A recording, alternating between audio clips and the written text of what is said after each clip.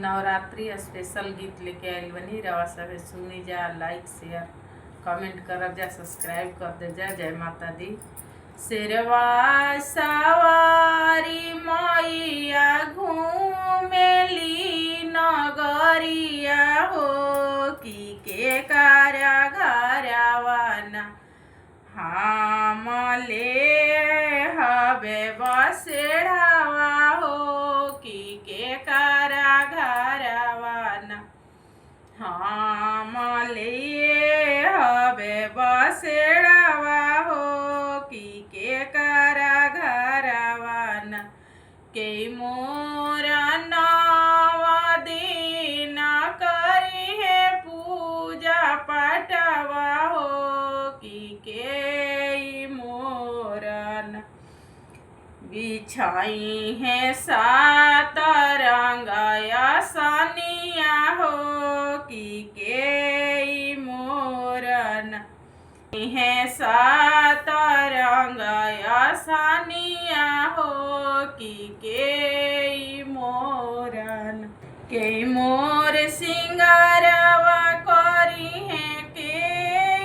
ओढ़ाई है चुनारिया हो,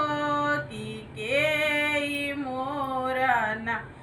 लाई है चोटी में गजलवा हो, की के मोरन लाई है चोटी में गजलवा हो, की के मोरन अपनी महालिया से बोलथिन दुलराई तब बू हमारे घरवाना मैया लीना बसेड़ावा हो,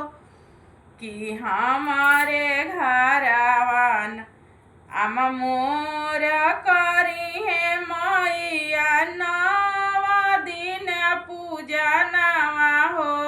कि हम बिछाइबो ना सतरंगिया आसनिया हो, कि हम बिछाइबो ना सतरंगिया आसनिया हो, कि हम बिछाइबो ना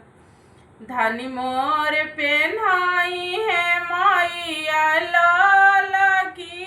चुनरिया हो, कि उहे करी है ना मैया राउर सिंगारवा हो, कि धनिया करी है ना धनी लगाई है मैया चोटी में गजलवा हो, कि हमारे घरवाना राउर हो